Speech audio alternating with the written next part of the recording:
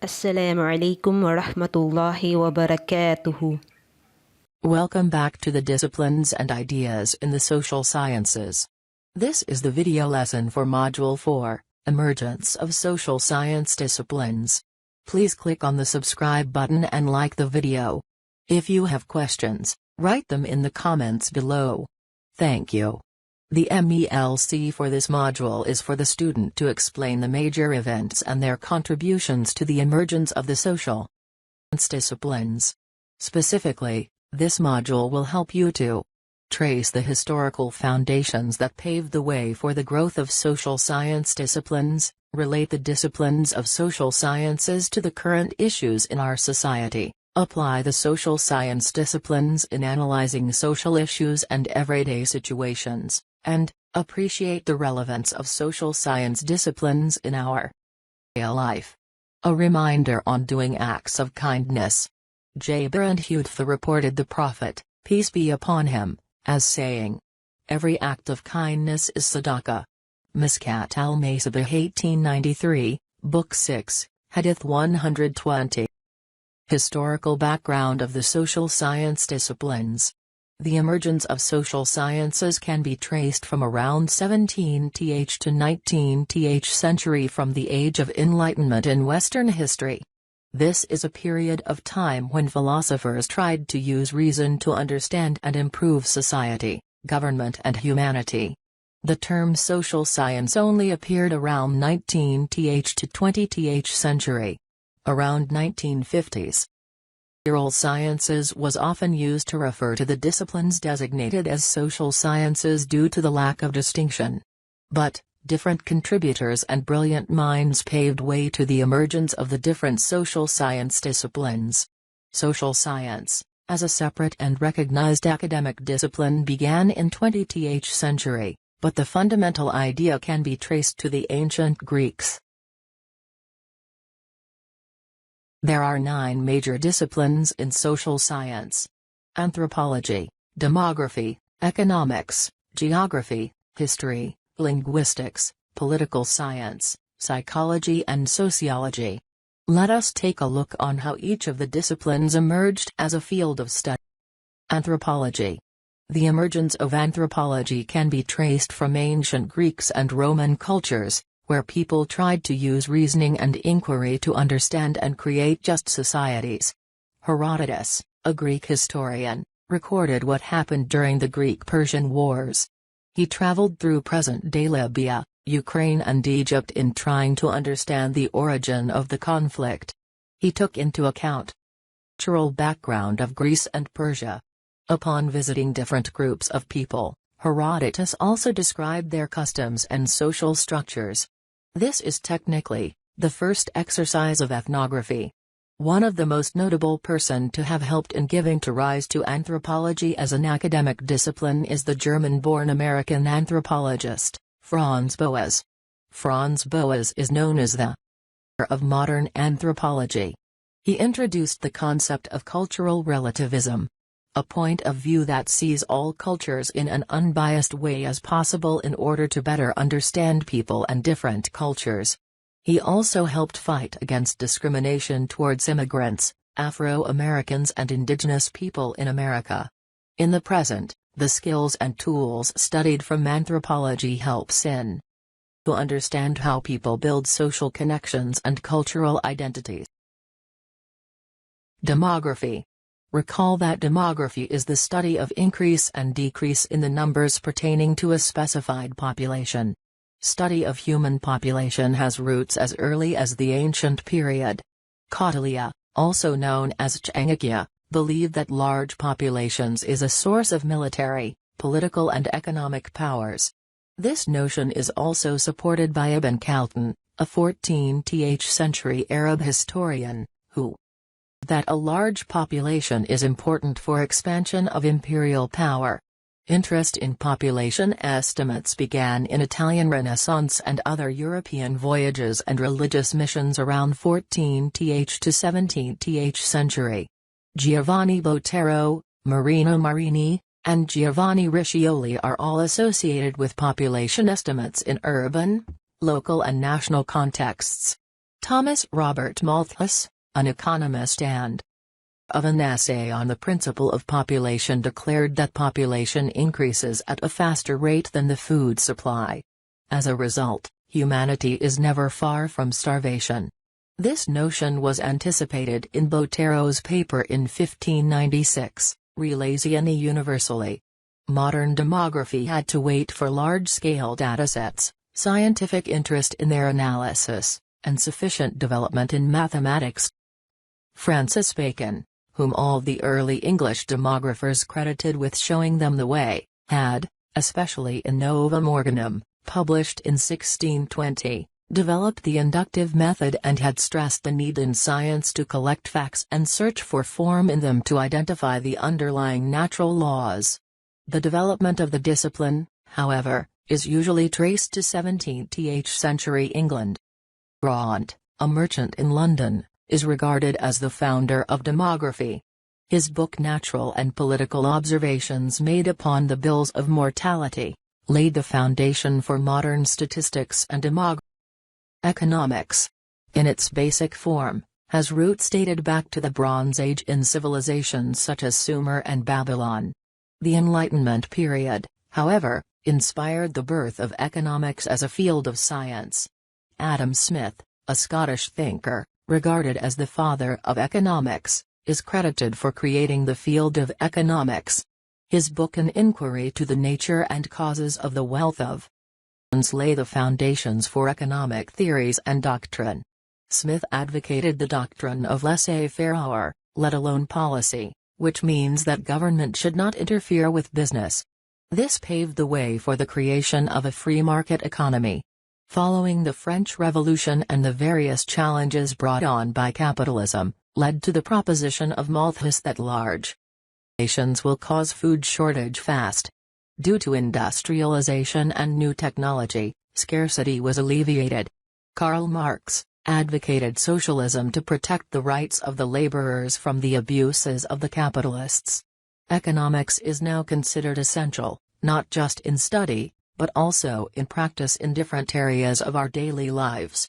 Economics scientific methods used in understanding scarce resources and its distribution within the society help not just the governments, but also us, as individuals. Geography. It was during the Hellenistic Age, around 323 BC to 30 BC, a period when Greek cultural influence and power reached the peak of its geographical expansion, that the science of geography emerged. The philosophy of geography was first systematically studied by the ancient Greeks such as Thales, Herodotus, Eratosthenes, Aristotle, Strabo and Ptolemy. Eratosthenes, chief librarian of the Alexandria Library, pioneered the study of geography. He is the first person to use the term geography and is considered the father of geography. He is also best known for his calculation of the circumference of the Earth, and he created the first global projection using parallels and meridians. Eratosthenes also wrote the 3-volume book Geographica, a compilation of his study about nature and the sciences of the Earth. During the Middle Age, the Arabs also helped in spreading and widening the learning of geographic knowledge. Arab geographers Idrisi, Ibn Battuta, and Ibn Khaldun were prominent for traveling extensively for the purpose of learning more about the world. The study of geography continued on, especially during the Renaissance era in Europe. Through voyages and explorations, led to discoveries of unknown lands. Around 16th to 17th century where the theoretical study of geography became prominent once more, and in 18th century, it achieved a recognition as an independent discipline and was taught at a university level. History. History is the study of the past events in written records or in any other form of tangible evidence. Archaeologists have discovered written records in Egypt dated as early as 3200 BCE. This is where the known history begins. Herodotus is considered as the father of history. He is credited as the first historian to employ historical methods in writing history. His vivid account of the Persian Wars set a new standard then for reporting. Thucydides improved the writing techniques of Herodotus and emphasized on factual reporting when he recorded the events during the Peloponnesian War. He applied strict standards of impartiality and evidence gathering to establish facts. Why should we study history? We can learn from the past events and improve our current lives, such as systems, government programs, and in many other fields, including but are not limited to medical field, agriculture, technological advancements, and others. Learning history also helps in building empathy when we study the struggles and lives of people that came before us. It also creates a better understanding of cultures, ideas, and traditions that are not our own. Linguistics. The science of linguistics has been pioneered by the Sophists during ancient Greece. Sophists are teachers who traveled from city to city teaching speech, grammar, poetry, gymnastics, mathematics, and music to the Athenian youth. It is believed then that when a person masters the art of public speaking, they have a higher chance to succeed in politics. Greek philosopher Aristotle laid the foundation of Western linguistics as part of the study of rhetoric on his book Poetics. Before 19th century, non-theoretical studies about linguistics were formed. In 19th century, historical linguistics emerged, and in the early 20th century, structuralism of different languages were studied. And on the latter part of 20th century, generative grammars emerged. Structuralism was introduced. Swiss-French linguist Ferdinand de Saussure. The establishment of generative grammars paved way to describing human language in terms of a set of logical rules formulated so as to be capable of generating the infinite number of possible sentences of that language and providing them with the correct structural description. Generative grammars was developed by Noam Chomsky. Noam Chomsky is an American linguist, philosopher, and historical essayist.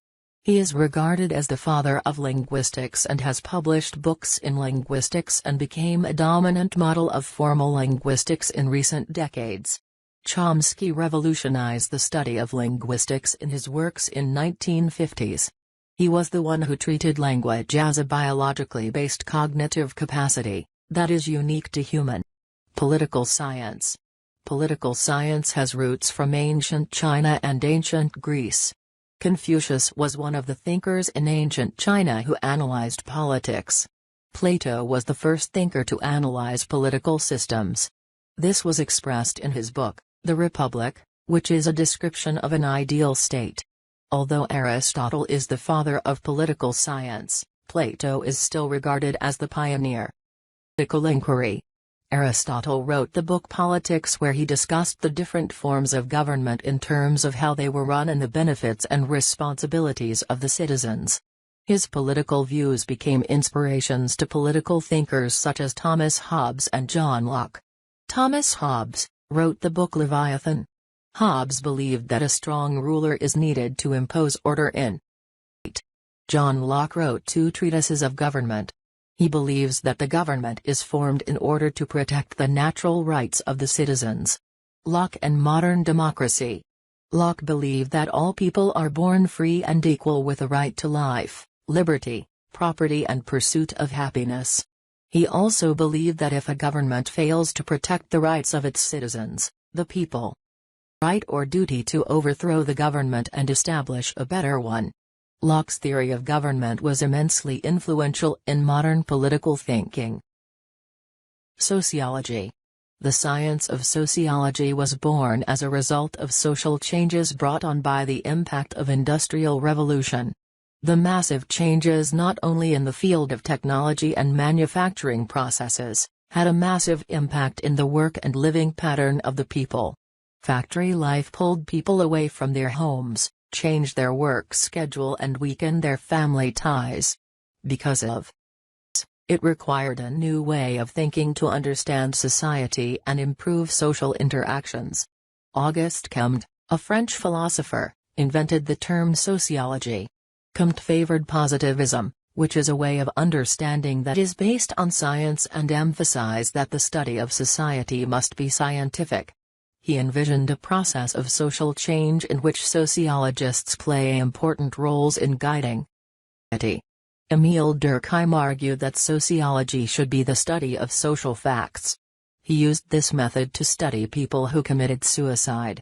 Max Weber, on the other hand, advocated a value-free sociology, which means it has to be approached without the personal bias of the sociologist. He believed that people must be critical in their concepts and evidences, and they must follow strict logical rules in their reasoning. Weber viewed sociology as a science which attempts an imperative understanding of social action. Psychology. Psychology was not established up until around 1800s, but its roots can be traced all the way to the ancient Greece.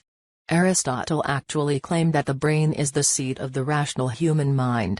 In 17th century, René Descartes, a French philosopher, introduced the idea of dualism. Dualism is an assertion that the mind and body are two different entities that interact to form the experience. And so, the science of studying the human mind in a different perspective other than what natural science have provided, the science of psychology emerged. Wilhelm Wundt, a German psychologist, is considered to be the father of modern psychology. He distinguished the study of psychology from philosophy and biology. He was the first person to ever call himself a psychologist and also founded the first formal laboratory for psychological research. Wundt also wrote the book Principles of Physiological Psychology, where he outlined the major connections between physiology and the study of human thought and behavior. Ivan Pavlov, a Russian experimental scientist, studied the behavior and nervous system of animals. He found that an animal's involuntary actions and its reflexes could be changed or conditioned through training. Sigmund Freud, an Austrian neurologist, pursued to understand the workings of an unconscious mind, which he deemed to be the source of human actions. Psychology gained a new dimension when Freud proposed the theory of personality. His experience with patients diagnosed with hysteria and other ailments led him to believe that early childhood experience and trauma may affect the development of the adult behavior and personality. In summary, social sciences emerged during the Age of Enlightenment, where it stimulated interest in studying human society and behavior in a scientific way. The need to examine society, politics, history and economic life paved the way for the birth of social sciences. However, disciplines in the social sciences started to develop as early as the events in the ancient Greece. That is the end of 4. Thank you for watching the video lesson. See you on the next lesson.